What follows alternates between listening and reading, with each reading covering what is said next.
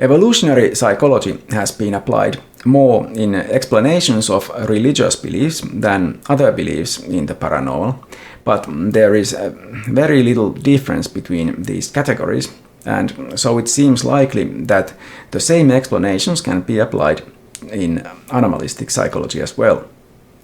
Generally speaking, there are two evolutionary explanations to such beliefs.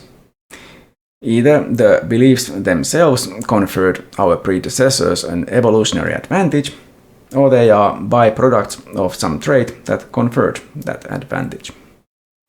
Hi, this video is part of my series Introduction to Anomalistic Psychology, based mostly on the book by French and Stone I keep mentioning.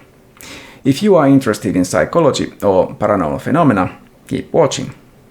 My name is Jouni Vilkka and this is my channel, TFF, Teacher from Finland. Don't forget to subscribe and click the thumbs up button. It is one of the weird things about mankind that we seem to have had some kind of religious ideas long before we had written history, or writing at all. And not just in some, but pretty much all cultures. There are big differences between those religious beliefs, of course, so much so that even just defining religion has proven quite difficult. But this phenomenon calls for an explanation, and psychologists have taken up the task. Pascal Boyer looked into the concept of the supernatural and figured that our ancestors probably understood the world in terms of 5 different domains or ontological categories: people, animals, plants, artifacts, and inanimate objects. Such templates make thinking efficient, as one can usually make good assumptions about things on the basis of their category. Things belonging to a category have a set of properties. Religious concepts differ from ordinary concepts in that they violate 1 or 2 properties in counterintuitive ways. The rest of the properties remain the same. For example, a holy statue could see and hear, although being otherwise an ordinary statue. It might be thought to house the spirit of an ancestor or a god. These few weird differences make the concept of that holy statue memorable, interesting, and easy to describe and so to transmit to new generations. The idea of a spirit in a statue is a form of anthropomorphism, attributing human characteristics to non-humans, animals, objects, or even events. It comes very naturally to us, and there probably is a biological reason for that. We are social animals and live very much within a social world inhabited by other humans. Assuming human minds as the cause of things tends to be a good bet.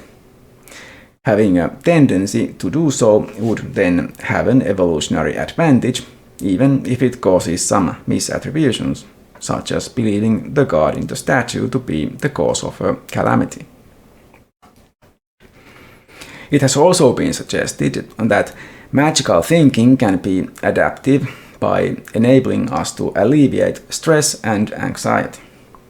This would be adaptive in a very direct physical manner, because things like stress reduce our ability to survive by hampering our cognitive functioning, making it difficult to rest, and so on.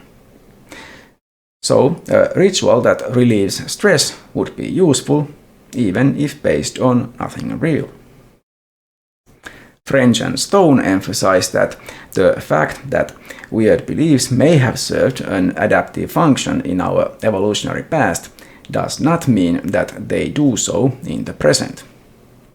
It is, generally speaking, more adaptive to get to the truth of matters and handle the real issues, for example those causing us stress, than relying on wishful thinking or baseless hope. That's all I had to say about evolutionary psychology for now. The next video, the last in this series, will be about belief in alien contact, UFOs, abductions, and that sort of thing. Stay tuned. Bye for now. If you wish to support my channel, please click thumbs up, subscribe and share my videos. Any comments on the videos would also be welcome.